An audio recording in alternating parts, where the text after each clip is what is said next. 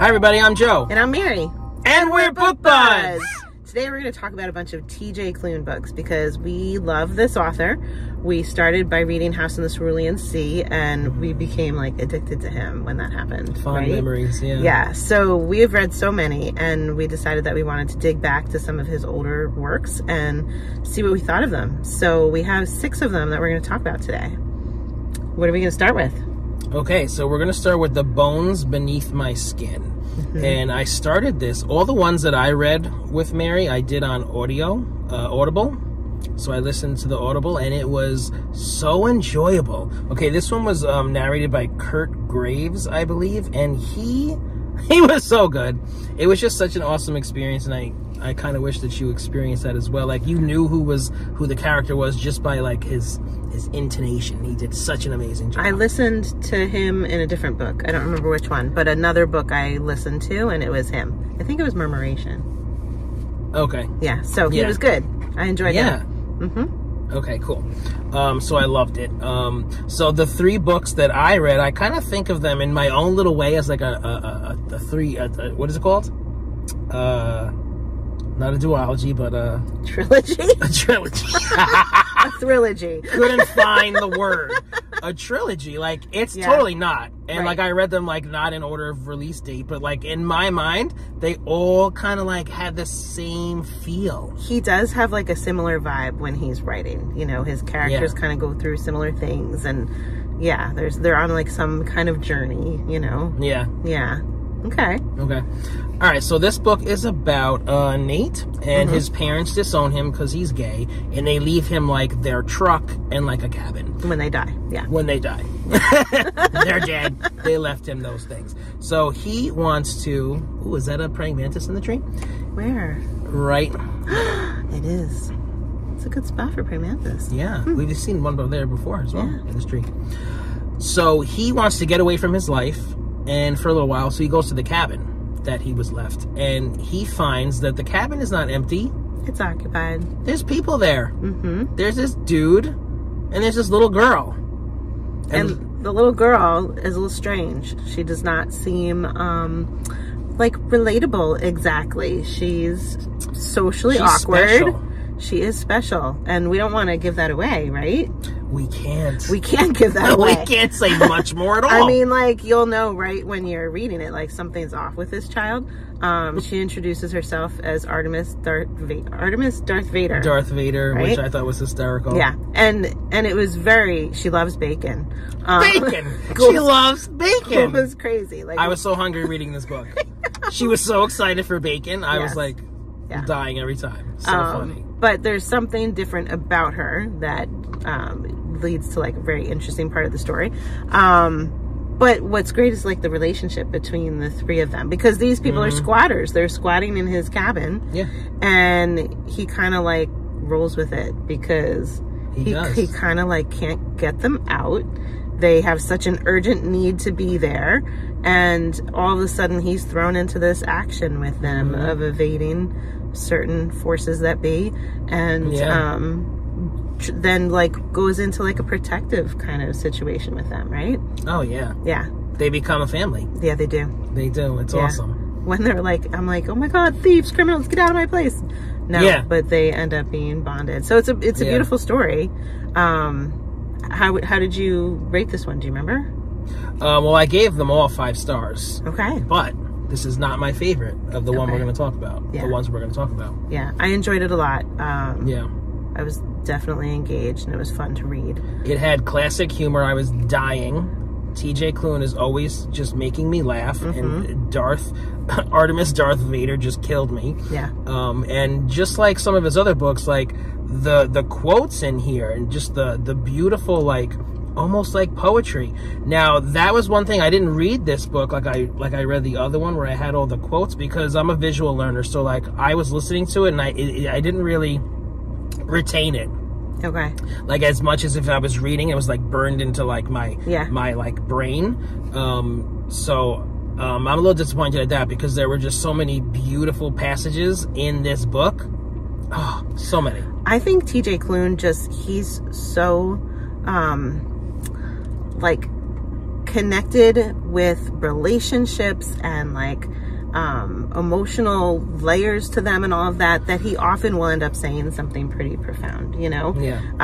And it just stops and makes you think about the character or about yourself or whatever, you know? So I feel like that happens in all of his books. But the laughter, like years ago before we read him, we never laughed out loud while reading a book. That was like a question in a quiz, and we were like, laugh while reading? No, we don't do that. Now we laugh all the time. Now we do, because we read so much TJ Klune, which is really fun. I read a short one called John and Jackie, and this was one of his earliest books. I think it was like maybe like in the first 2 or 3 of the books that he published. And it was short, right? It was only 100 pages. Okay. And John and Jackie, they met when they were 12, and they were friends. And the book, I think, starts when they're in their 70s, and it's like a back and forth kind of flash that's happening. So you very quickly learn that one of them is dying, and they're reminiscing their lifelong experiences together. So they talk about when they first met, when they were friends, and then when they first started expressing their love for each other. And then here we are at the dying day. And even though it's only 100 pages, like I was crying at the end of that. It was 100 pages. It wasn't my favorite book of his, but it was just a quick, kind of like a little emotional, sweet story. You know? So at the end, you definitely love the characters, you love their relationship, and he pulls for the tears. Yeah. Always. Yeah. Yeah. So it's a good one if you want a quick read. Okay, I think the next one we should talk about is Into This River I Drown. That was a beautiful one. I've found that when he has like a lot of characters, that you can round out the interactions that people are having in the book, that I get more into it. So this one, even more, much more than the short one, John and Jackie, but even more than The Bones Beneath My Skin, there's a lot of people that you end up meeting maybe like halfway through the book, that as that started to happen, I was like, okay, I'm really into this book now. Okay. So this was about a character named Benji who lost his dad, and then an angel falls out of the sky when Benji's like crying and screaming. Like, he's praying like, for him, he's like screaming, I need help. Because his dad had drowned in the river, and like it had been years of him mourning, and it was just, he was hitting like a really rough spot, and so he's screaming for help, and this angel plummets from the sky like a meteor, hits the ground, and up rises this very attractive man that he takes home and tries to figure out like, what is he, how did this just happen? So when and has a little fun with him too. He does have fun with him. So when that starts, and it's just like really him and the angel and maybe interacting with 1 or 2 other people in the town, I was into the story. But as the angel starts meeting people and starts forming relationships within the town, oh my god, I loved it so much more, because it really like expanded the character of the angel, because everybody loved him. Totally loved him. His name was Cal, short for Khalil. And the way that people responded to him, and the way that he kind of like blossomed for them, was really sweet. So I enjoyed their relationship that was growing, but there was also some serious like stress in this book, because we were trying to solve like, why did Big Eddie die? You know, and Benji was really mourning the loss of his dad, and actually the author TJ Klune was mourning the loss of his father while he was writing this story. So some of that was very moving. I love how he dealt with grief in this book, and how he like kind of dreamed of his father, or was like talking to his father, thinking of his father, feeling like his hand on his shoulder, like he was a presence there with him. So nice. And it was sad too. It was a little sad. But so Cal is like the guardian angel for this particular town. Right, yes. And even more specifically for our main character, Benji. And he keeps saying, no, you're mine, Benji. Like, you're mine. I'm supposed to protect you.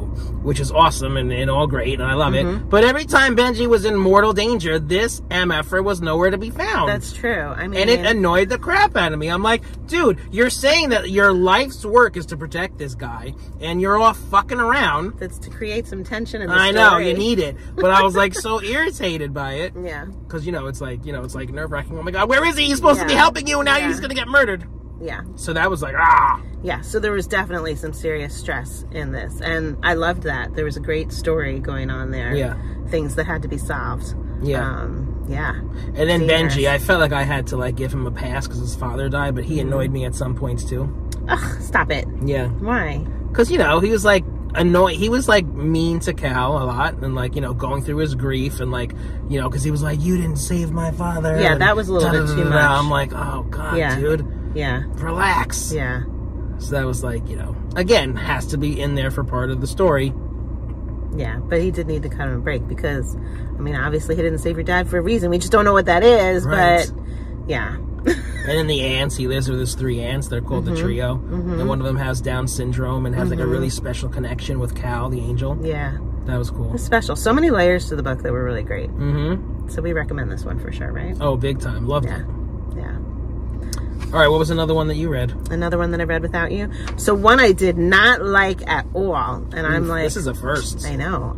We love TJ Klune, so I don't know what to do because like TJ, cover your ears. Don't listen. It was called Withered and Sear, and I actually DNF'd it. And like, if you guys know, I really don't DNF very often. No, you don't. Like, I persevere even if I'm not enjoying it because I always think, well, the end's going to be good. But I could not read this one. Like, part of the problem was that it was on my phone and it was one of those digital formats that was like in Libby. I had to read it in Libby and I couldn't make the font bigger. It was like the biggest that it could be. So it was really small and I had to put on glasses and I hate putting on glasses. But the story was just not getting going. It was about like the end of the world happened. Okay. So you meet some people right away and they're like fully functional and whatever. And then like, boom, the world gets like hit by something and it's being destroyed. And so then this man from the beginning who was fine, now he has like a brain injury and he's not talking to anybody, but he has a dog with him and he's kind of like delusionally speaking and like, I don't know what's happening. And he's hallucinating that the dog's talking back to him.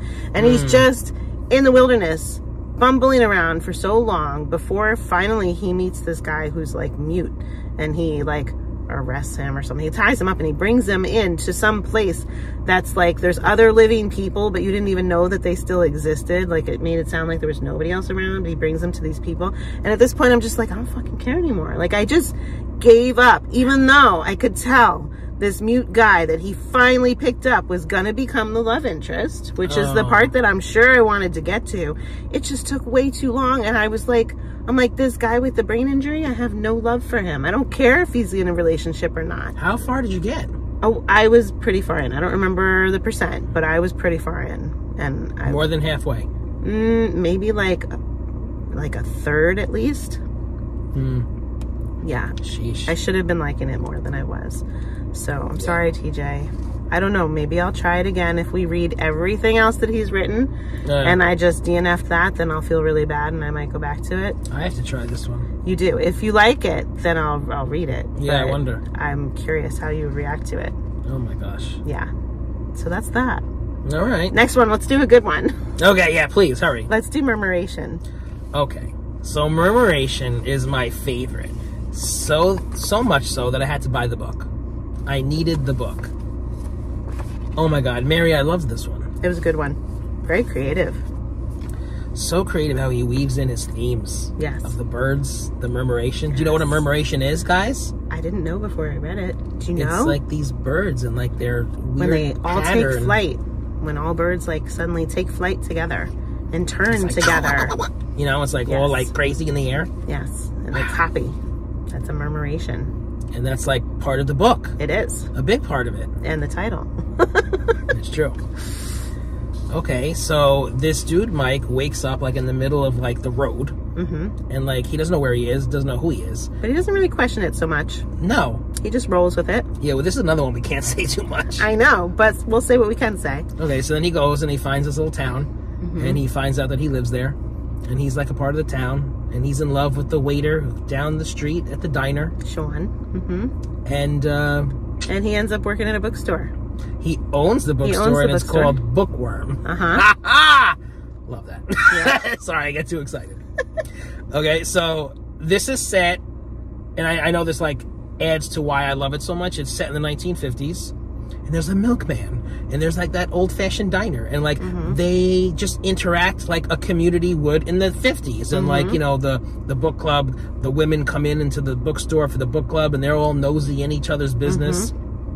Oh, and one thing I like as well, and I've mentioned this before, so like he's like in love with the guy down the street who works at the diner, and vice versa. Right. And everybody knows it. And everybody is, like, rooting for them, but, like, they're not together for some reason. Yes, they're taking it slow.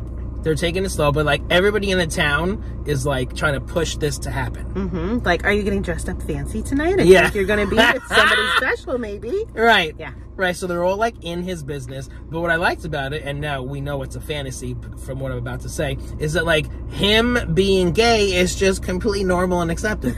Like, there's no issue whatsoever in the 1950s. Right. That's so a valid point. It was cool. I liked it. But, okay, so the things we're not saying. So there's points in the story where you're like, wait, what? Why did that happen? Or something kind of like flickers in an interaction and you're like, what? Huh? There's like an unusual nature to something that's happening. Yes. And you really don't know what it is, but like you get a sense from the beginning that like, okay, there's something here. I don't know what's going to happen. Right. Until, like, I feel like we really didn't know clearly what was going on until the end. But, like, you know, you really are in, like, the exploration of, okay, there's some really messed up things happening now. Like, why are all these things so out of whack?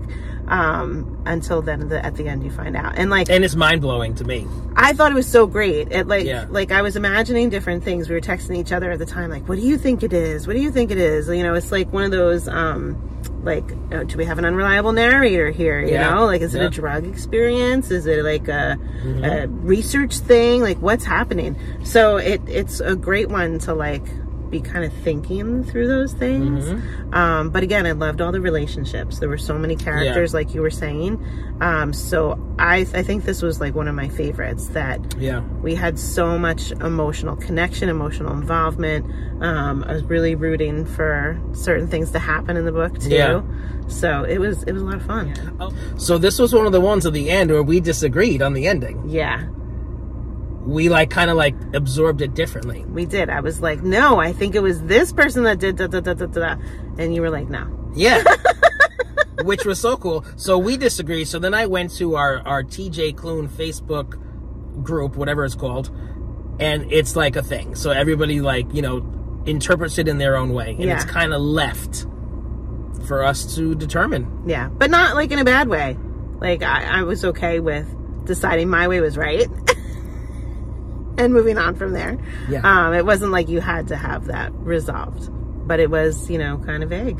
Good for discussion. Yes. I wish we could really discuss it, but we don't want to ruin it for you because it's so good. You have to read it on your own. Yes. Good one. Check it out. Okay. What else do we have? What else? You have your fantasy one. Yes. Is that the last one? Okay. So I have been reading The Lightning Struck Heart, and I read the first one, and I'm now reading the second one. And you started? Yes. Ooh, I'm jealous. So there's this kid, Sam, and he is an apprentice wizard, okay? And he's in love with Knight Delicious Face. There we are. So this is a book that's like a lot of laughs. It's very similar to his Extraordinaries series, where like, I don't know, I just feel like there's this juvenile sexual humor that's just hilarious. Like there's... Yeah, it's totally reminiscent of that. So there's a unicorn in this story, and there's a giant that's like half giant maybe. And the giant, he doesn't have too many words, so he's like, he doesn't add a whole lot. He's like dumb. But the unicorn, the sass from this unicorn, oh my god, the unicorn has lost his horn, so he's a hornless unicorn. So he's a horse. Yes, and he gets so insulted if you say horse, and if anybody is riding a horse, he's like, they're racist.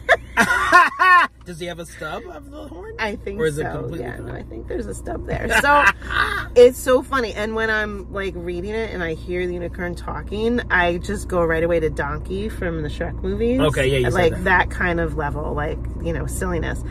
So Sam is in love with this knight, and Sam has come from the slums, and he's going to be the apprentice wizard for the king. He's going to be like, when the king passes on and the prince takes over, he's going to be the wizard for the prince. Okay. And there's dark lord things that he has to battle, and there's dragons that he has to rescue people from. But every step of the way, there is sexual humor, nonstop, hilarious stuff that like just had me chuckling. And so, is there a classic TJ Klune sex scene? Yes. With magic, he will this time. deliver. And magic is very arousing to the person that ends up bonding with him. So that's nice. He's amazing. He's like, I have a magic kink.